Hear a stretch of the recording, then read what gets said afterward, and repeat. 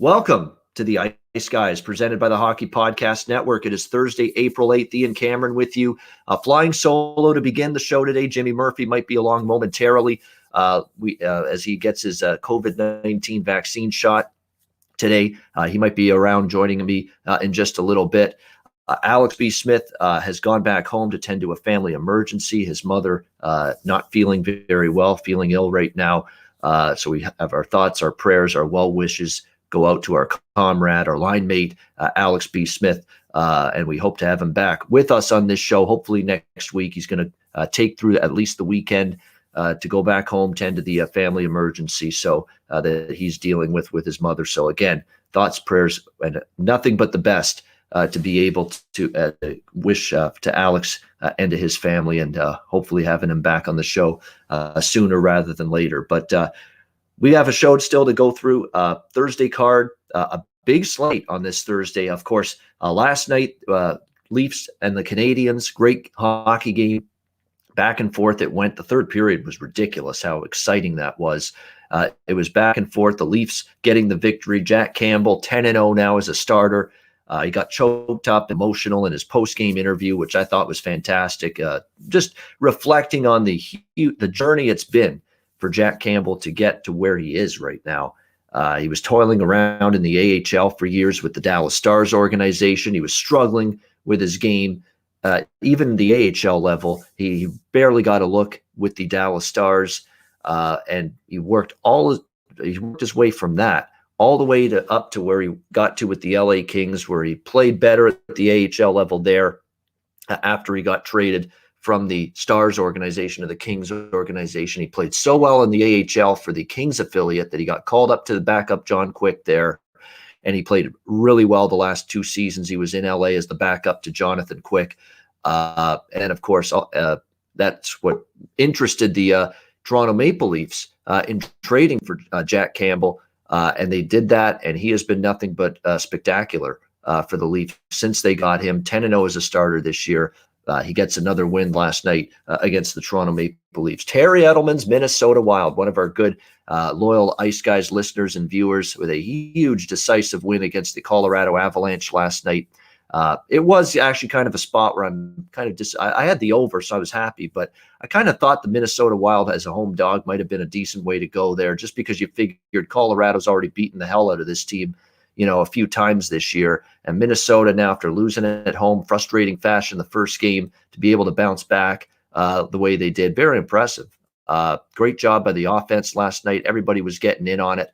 Offensively, the power play was lighting up Colorado last night. It was definitely not Philip Grubauer's best night in net. Definitely not a game Colorado was going to be proud of, not by any stretch of the imagination, but give the Wild credit. A great win for them. They had to finally show you a little mettle, a little gumption against this Avalanche team, and they finally did that with that win last night against the Colorado Avalanche. It looks like we have Jimmy Murphy via audio with us right now. I don't know where he is exactly right now. He was at the hospital just recently getting his vaccine. Jimmy, where are you? I'm here, buddy. I'm here, buddy. All right, there he is. I'm just coming out of getting my shot, my friend. Yeah. All right, good stuff. And it's you hear me all right? Good news. Oh yeah, I hear you good. So Jimmy just getting his vaccine, coming out of the hospital. So good to have you.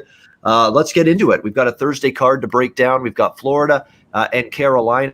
First game on this slate, Carolina -140. Home favorites, total 6 shaded to the over. The Carolina Hurricanes with a third period rally to beat Florida in the game on Tuesday night. Florida took the lead going into the third, but Carolina ties it early in the third, and then they roll from that point on to win 5-2 against Florida. I think the Panthers are a live road dog in this spot. They've been very good off a loss this year. They've still got a very good road record. They've been good at splitting these games with Carolina. It's been a very back-and-forth series between these two teams. The overs also make sense to me. A lot of these Florida-Carolina games have been higher scoring, so I would stick with the over. But I like Florida here. +125, Chris Drieger is going to be in net. I don't mind him one bit. I think he's been a rock-solid, steady goaltender all season for this Panthers team. Of course, coming off a shutout victory against Columbus in his last start over the weekend. I like this Florida team. I like the mettle they've shown. That was their first loss last game against Carolina since Aaron Ekblad got injured. But I think this team has got the capabilities to bounce back. Like I said, the record off a loss this year is good.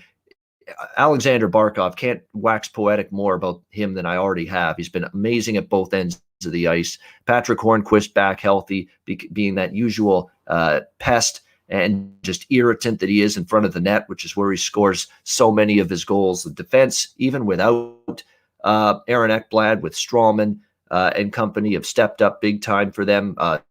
Mackenzie Weegar has been excellent, I thought, with the increased responsibility. They're still getting it done. Carolina definitely is an excellent hockey team, but I favor the Panthers here. Road underdogs, bounce back spot. And really, to be honest with you, they had one bad period the other night against Carolina. And to be honest with you, if you look at these two teams when they've met head-to-head 5-on-5 this year, Florida's got the better numbers. Florida's actually taken more of the play here toward Carolina at 5-on-5. What's gotten the Panthers into trouble is taking too many penalties and not killing them off. The Carolina power play has really, really feasted on Florida this year. I think if this game stays at 5-on-5, which is a big if, because Carolina has been feasting on the power play in most of these games, but if Florida can just try their best to stay out of the box, I think they've actually outplayed Carolina for most of this season series at 5-on-5. The power play has been the difference for the Hurricanes, just as it was Tuesday night when they beat Florida 5-2. So I like the over, and I like Florida here, plus 125. Jimmy, what do you think here? Florida, Carolina.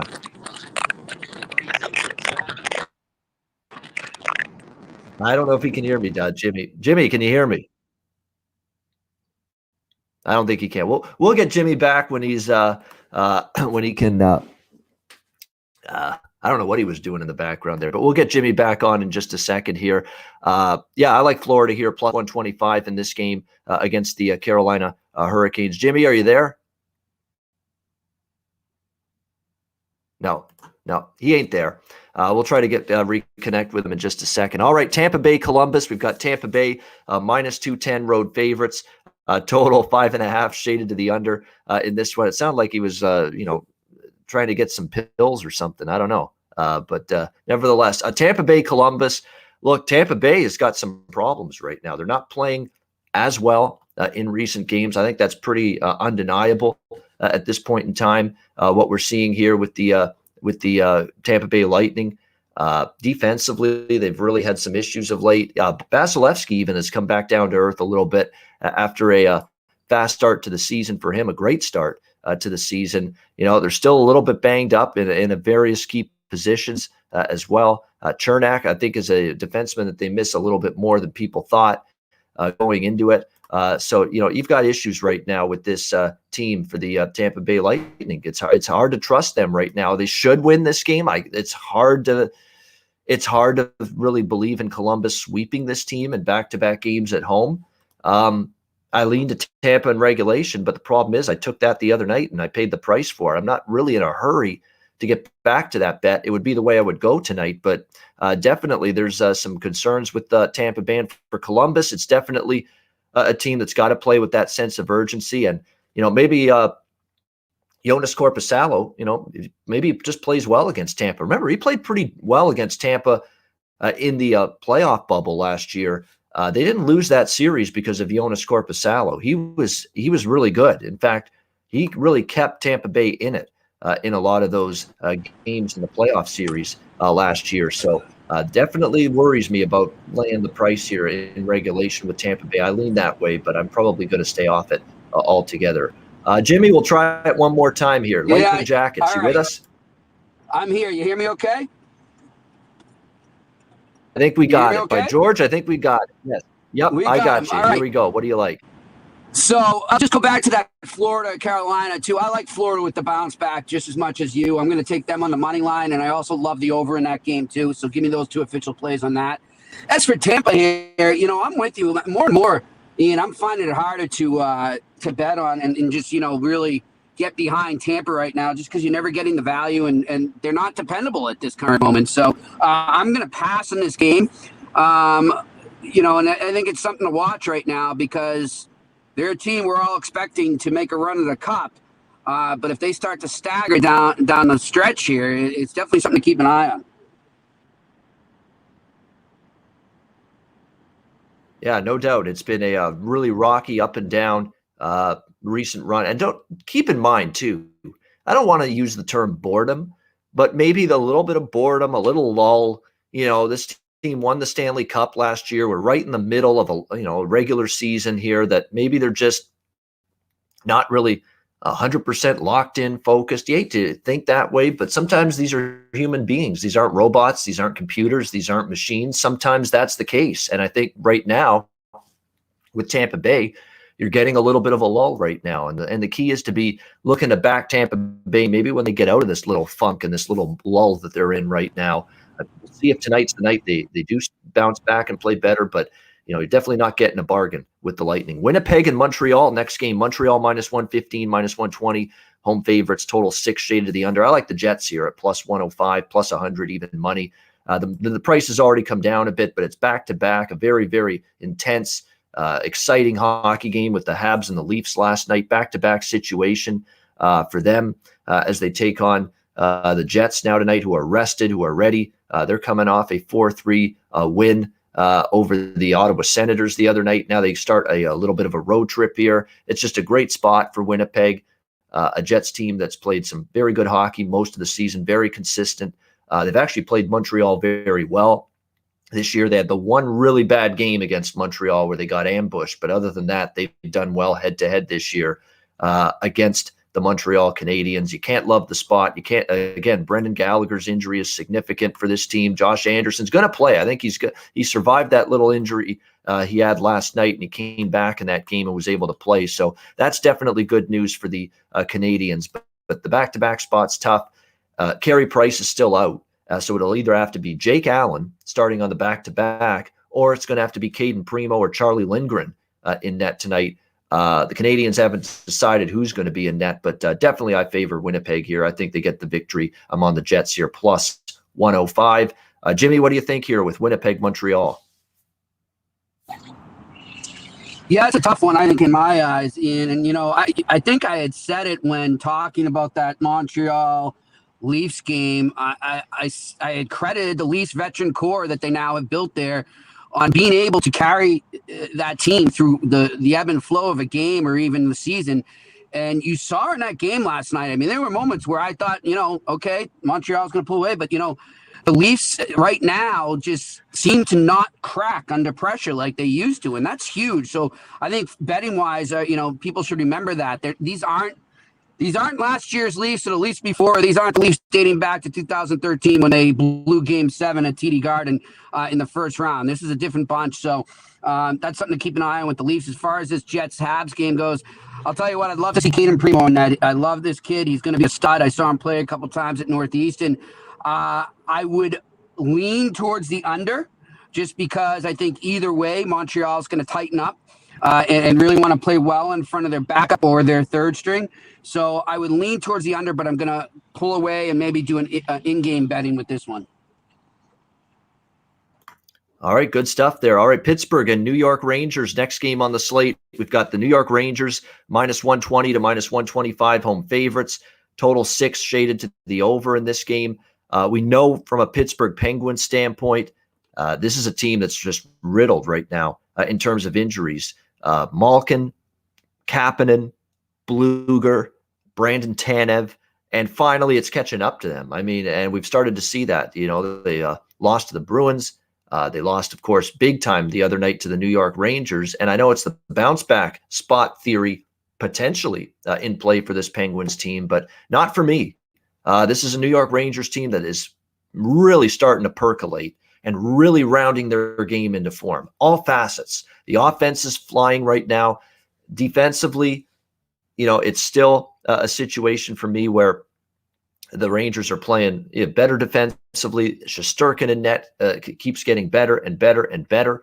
I like the Rangers a little bit more Tuesday night than I do tonight. It's a smaller bet for me on the Rangers tonight. We are talking about a Pittsburgh team that does, I'm sure, have a little bit of pride in their belly coming off one of those just ugly losses that they had 8-3 the other night at the hands of the Rangers. But I'm not stepping in front of this Rangers team. It's Rangers or pass for me with this group. Mika Zibanejad, almost every game he's finding the back of the net. Since Panarin came back, he's helped this offense as well. Buchnevich is chipping in offensively. Colin Blackwell has given them some depth at the center ice position in their bottom 6 forward group. Ryan Strome chips in a goal last night, and that's a bonus for this Rangers team. This is a team that's got it going right now. They're pushing to try to get back into the playoff mix here in the East. I don't think they rest on their laurels and they get satisfied that they beat Pittsburgh the other night. For me, it's Rangers or pass, and it's over or pass from a total standpoint. All the Penguins and Rangers seem to do is go over the total every time they play each other. It has been a strong, and I mean strong, series history toward the over in games between the Rangers and the Penguins, and it's strong enough that I'm not going against it. So for me, it would be the Rangers. It would be over the total in this game. Jimmy, your thoughts? Penguins, Rangers. Yeah, give me the blue shirts here in this one, man. The Rangers are rolling. We saw this last year at the end of the season, Ian. It kind of reminds me of that, but obviously now they have some experience under their belt when I'm talking about their younger guys there. So maybe they're able to carry this even more if they can make the playoffs. But yeah, I love the Rangers in this. I think, talking to somebody with Pittsburgh too, this is a team that Pittsburgh doesn't want to face in the playoffs in the first round. If it ended up that way where they did that, the Rangers just seem to have their number right now. So I'm going to go Rangers money line in this one.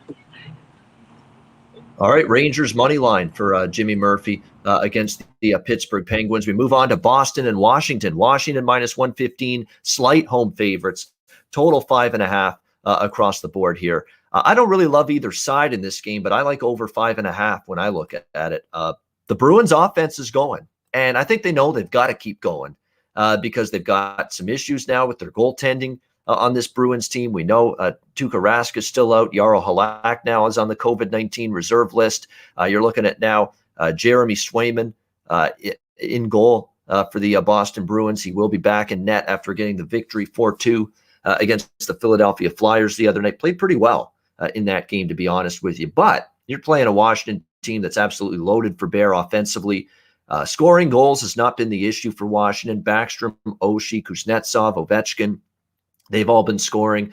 Wilson, Vrana, and even Connor Sheary has chipped in a lot lately offensively for the Capitals lately. But the Capitals' defense is nothing to write home about right now. If you look at all their expected goals against numbers, especially the last 10, 15 games or so, they're hideous. They're awful.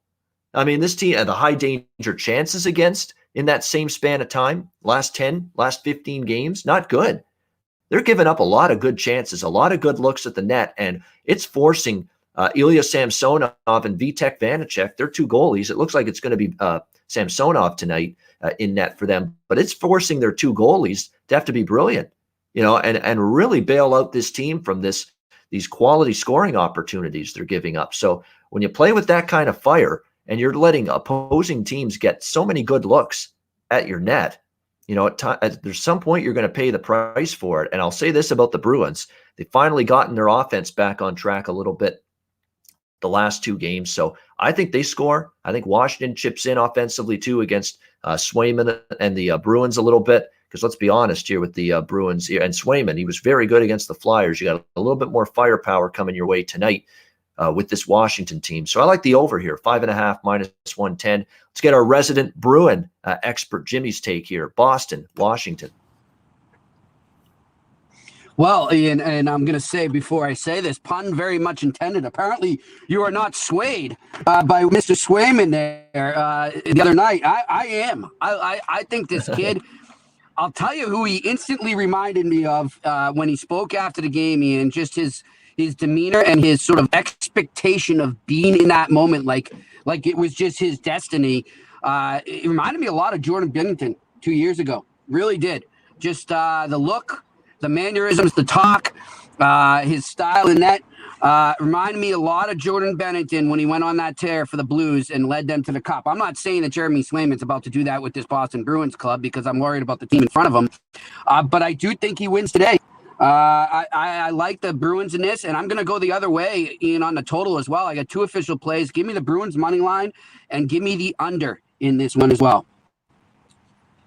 All right, he's buying into the Jeremy Swayman train here. Boston plus 110 and also under 5.5. There's too many too many breakdowns defensively. Like they were in a 5-4 shootout with Jersey over the weekend. We're not an offensive juggernaut by any stretch of the imagination. So, like I said, this Washington team, you look at all their advanced numbers defensively, it's shaky right now. So there should be some chances for Boston to score goals tonight. But then again, at home, I think Washington can as well. But we'll see how it goes. Yep. The one thing to keep in mind, too, though, for people looking at the Bruins, too, and you're talking about the offense there, don't underestimate the value of Charlie McAvoy and him not being there. He won't play tonight, and he won't play Saturday against Philly down in Philly. So, I watch him closely all the time, and just he's so important to that breakout, especially for that first unit there. So just keep that in mind when you're thinking that they're gonna just eat up this Washington defense or score some goals. That all starts from the back end, and that's been the Bruins' biggest problem now. And now without McAvoy, I got a feeling they might go in, go a little dry on the goals tonight. Yeah, I mean, definitely when you look at the blue line too, you're looking at Grzelcyk, Miller, Lozon, Clifton, Jakob Zaboral, and Jared Tenorti is going to have to get more time. Camphor maybe even. So you've got to go into your depth a little bit. And again, Brandon Carlo's still out as well. It's not just Charlie McAvoy. Brandon Carlo, of course, as well. So there's definitely some depth concerns now with this Boston Blue. This isn't the Boston Blue line of the Claude Julien era where you had depth for days. When someone got injured on that back end, it's just not that way anymore for the Bruins. So something to watch moving forward with Carlo and McAvoy, obviously both out tonight on that Bruin defense. Flyers and Islanders. We've got the New York Islanders minus 175, home favorites, total 5.5 shaded to the over. How about Sweet Lou, the shrewd old businessman, Lou Lamoriello, saying, I'm not waiting around till Monday's trade deadline. Screw that. I'm going to get my business done right here, right now, tonight. And he sure did that, picking up Kyle Palmieri and Travis Zajac, who, of course, played with the Devils all the way back to when Lou was still the GM there many years ago. So he's very familiar with Travis Zajac.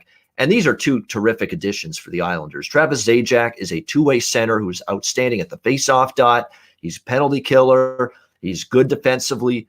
He can even chip in a goal or two. In fact, he's been scoring a little bit the last couple of games he played with the Devils before the trade. So getting him as a nice veteran addition. He's been in the Stanley Cup playoffs for many years. So great addition there. And of course, Kyle Palmieri, a bona fide top six forward to improve this team offensively, who's having a great season in terms of offense. So very good trade for Lamoriello. They didn't really have to give up a A-plus prospect in the deal. Yeah, they had to part ways with a first-round pick, but that's expected considering there's not an elite prospect in the deal going the other way to New Jersey. So I think all things considered, very well done by Sweet Lou Lamoriello for the New York Islanders.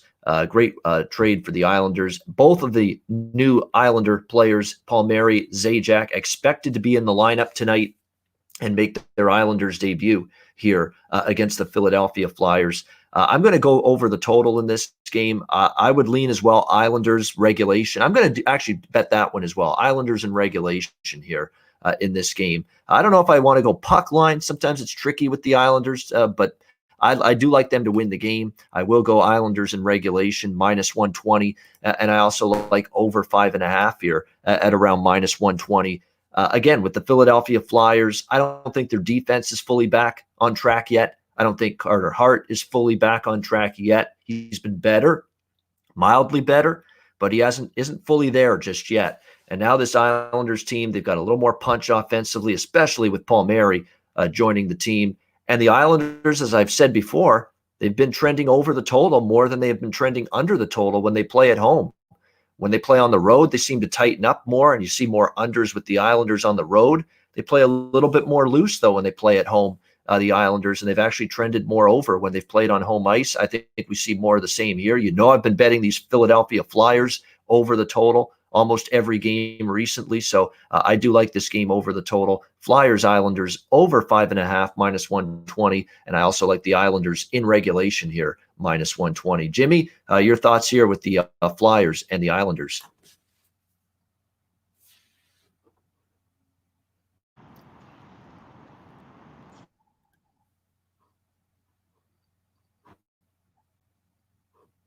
Oh, Jimmy just dropped out. So we'll see if Jimmy can jump back in. But we'll move on in the meantime. New Jersey, Buffalo, New Jersey, minus 120. Road favorites, total 5.5, shaded to the under, minus 130. You'd be surprised how difficult it is to maintain connection when you're outside and when you're in your vehicle. But yes, it's difficult. But we'll see if we can get Jimmy back in a second. But Devils and Sabres, not a game I'm going to get involved with from a side perspective. I took Buffalo the other night against New Jersey. They were plus 135, plus 140, pretty much in that price range against New Jersey, and they rewarded me. I thought the Buffalo Sabres were outstanding in that game, played well, got their offense rolling, a 5-3 victory the other night against the Devils. I like the mojo right now with this Sabres team. I do.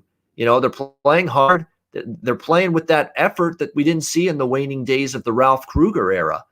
Well, Don Granato's got them really battling night in and night out. Brandon Montour's been excellent. He's kind of been a leader on this team. He may not be on this team very much longer because there's trade talks going on for him right now. But I've been impressed with his leadership for this Buffalo team. His words, I think, after they blew the game against Philly that led to them bouncing back and snapping that 18-game losing streak the next game against Philly, his post-game comments saying you just got to finish. I think that was great leadership. That's definitely a guy that I think has helped this group, especially and played extremely well of late as well for the Sabres. On the flip side, New Jersey, of course, they, of course, say goodbye to Palmieri and Zajac now with the Islanders. So a team that's already offensively challenged. Now you lose a guy like Cal Palmieri. So a lot is going to fall on Jesper Bratt, Jack Hughes, Pavel Zacha, Miles Wood for however long Miles Wood remains on the team. He's probably not going to be with Devils much longer. He's being linked in various trade discussions right now. This is a game I really don't want much of. I would lean over the total. Two teams going nowhere, 5.5 the number. It is Aaron Dell, Farmer in the Dell in net tonight for the Devils. Maybe Buffalo can keep their offense going. They have scored. You got Linus Ullmark in net for Buffalo. I just don't know if New Jersey is going to do much and contribute to the scoring. I think what I might do here, in fact, I'll make this an official play. Let's do Buffalo team total over 2.5 minus 120. I like that. I'm not the biggest Aaron Dell fan. Buffalo has got some offensive rhythm going, and they're getting some production finally. They scored 3 goals against the Rangers, scored 5 the other night against New Jersey. The total looks very, very cheap here, in my opinion, very reasonable. I'm going to go with that. Buffalo Sabres team total over 2.5 here at minus 120. I think they can get to 3 goals in this game against Aaron Dell and the New Jersey Devils. Jimmy, anything for you here with New Jersey Buffalo? Yeah, and I'll just go back. I got cut off there on the Islanders pick. I like the Islanders puck line. Make that my official play, please. Yeah. And then for this game, I'm liking Buffalo a lot. I mean, you just took 2 huge leaders out of that dressing room for the Devils, and that's a tough thing, especially for a lot of young kids on that team. Right now they're just kind of watching their identity be stripped from them. They're going to see more players get traded there. So it's not going to be a good time in Jersey right now. On the flip side, I think Buffalo is kind of at the point, like, who gives a shit anymore, right? I mean, yeah, we're going to see some guys get traded right now, but we're playing for jobs or we're playing to get traded. So I see like there's been an uptick a bit in their playing. You mentioned Brandon Montour there. I think he would be a great pickup as a third pairing guy for any contender right now. And of course, he is a UMass guy. And by the way, go UMass tonight. But the Buffalo Sabres, I like in this. So give me them on the money line. And I'll jump on that team total as well. So that'll be my 2 official plays here. All right, so both of us liking Buffalo team total over 2.5 minus 120. I'm going to stick with just that. The money line price is only plus 110. I was hoping for more value, but Jimmy likes the money line as well. Buffalo plus 110. All right, next game, Edmonton, Ottawa for the second straight day. These two teams squaring off. We've got Edmonton minus 185 to minus 190 road favorites. Total 6.5 shaded to the under in this game. It'll be Mike Smith in net for sure for the Oilers because it was Mikko Koskinen yesterday in the first of the back-to-back games between these two teams. Don't know yet who it's going to be for the Senators, and it's a revolving door. It could be Philip Gustafsson. It could be Anton Forsberg. It could be Marcus Hogberg. It could even be Matt Murray, who says he's close to returning. So who knows who's going to be in net tonight for Ottawa? It could be one of a multitude of different possibilities for the Ottawa Senators. I'm tempted to take Ottawa. You might think, Ian, are you nuts? They have not beaten the Edmonton Oilers this year. They're 0-8, the Ottawa Senators this year against the Edmonton Oilers. But here's the way I see it. Ottawa at times has shown that bounce back ability. Remember when Montreal beat them soundly 4-1 last week? What did Ottawa do? They turned around and went to Montreal and beat the Canadiens 6-3. They care. They compete. And they lost yesterday 4-2. I think there's a big time talk in the dressing room going into this game. Certainly if I'm an Ottawa Senators player, if I'm DJ Smith, the head coach of this team, do you know what I'm saying to them? You're 0-8 against this team. This is your last chance to beat the Edmonton Oilers this season. You're going to let them sweep you and beat you 9 straight times? You're going to let yourselves be humiliated like that? Like, I think there's going to be something brought up pre-game that, hey, you could be about to go 0-9 this year against the Edmonton Oilers. And this is the last head-to-head meeting this year between the Oilers and the Senators. This is the last chance. I think Ottawa plays like it's Game 7 tonight. I just get that sense. And if they do, especially here on home ice, we've seen that be good enough to spring a couple upsets. Hell, they've beaten Montreal here at home this year. They've beaten Toronto here on home ice this year. I'm going to go. I'm doing it. I'm pulling that damn trigger here. I'm taking Ottawa here, plus the 168, plus 170 even in some spots. It's actually plus 165 to plus 170.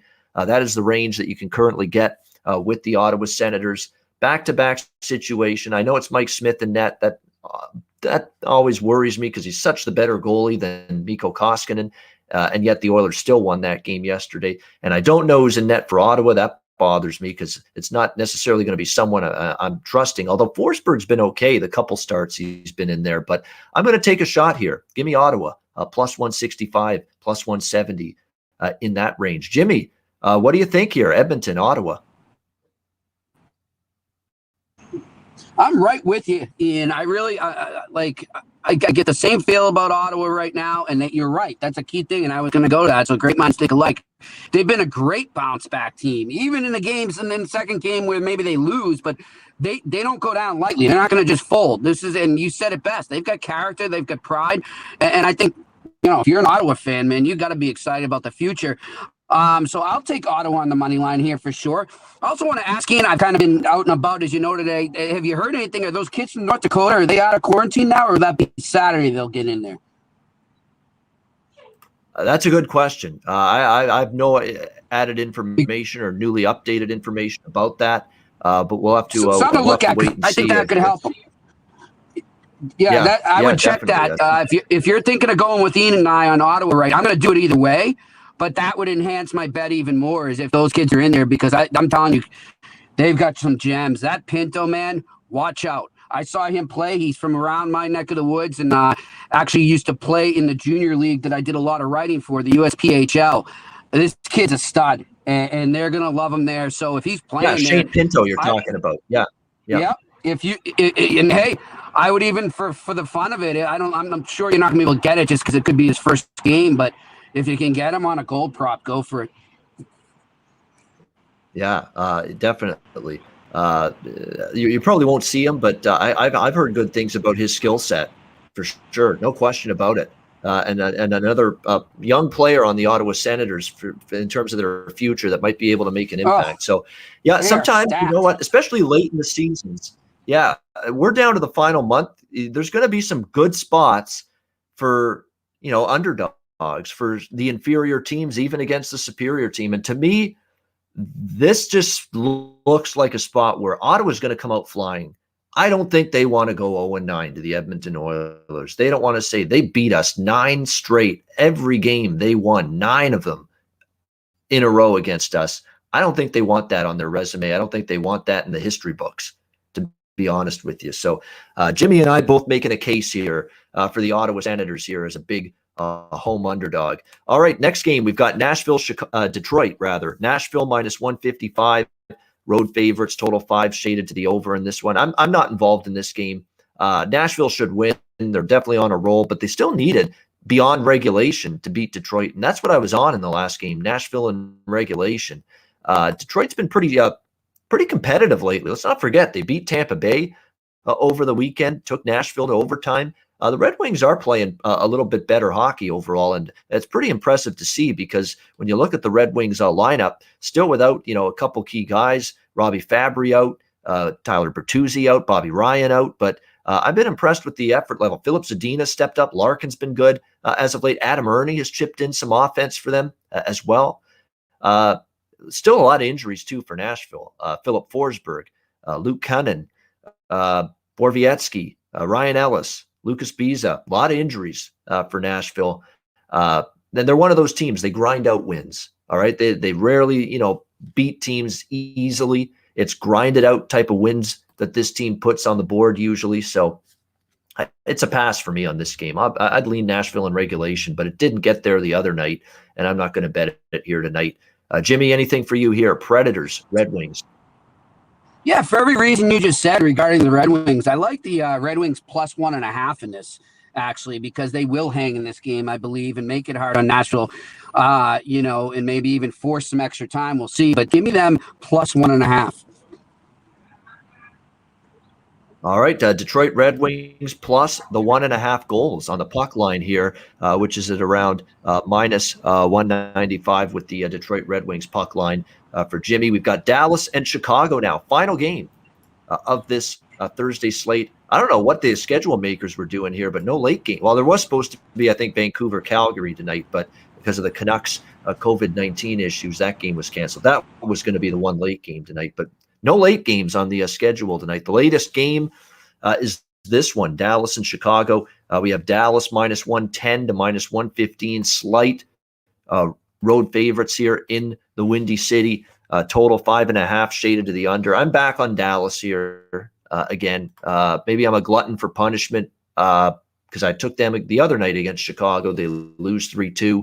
And they were down 3-0 in that game. They made it interesting in the third period, but this is a must game for Dallas. I mean, their playoff hopes are on a little bit of life support. They have done a good job on this road trip of splitting the back-to-back games against the teams they've played. They split with Carolina. They split with Nashville in the first two teams they played on this 6-game road trip, and now they'll be looking to do the same here against the Chicago Blackhawks. I think they have a chance here to do just that. I like that they have Anton Hudobin back in net. They've had to start Jake Ottinger the last few games because Hudobin's been unavailable, but it does look like Anton Hudobin's going to be back in net tonight for the Dallas Stars. Lankinen, of course, for the Chicago Blackhawks as usual, which is definitely not unexpected. I like Dallas here. They got to end this little 6-game road swing on a high note.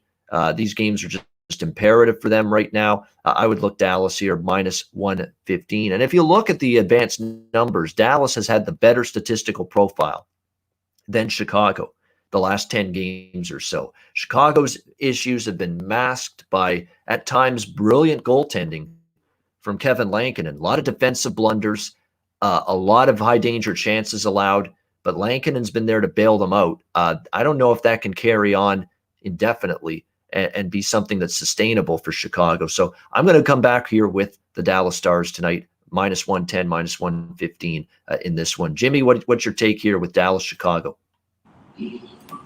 First off, I was wishing Alex would be on today, and I want to give my best wishes to him and his family as well. But would have been nice to kind of recap that trade with the Blackhawks and Panthers. I thought the Blackhawks did a really nice job in that trade.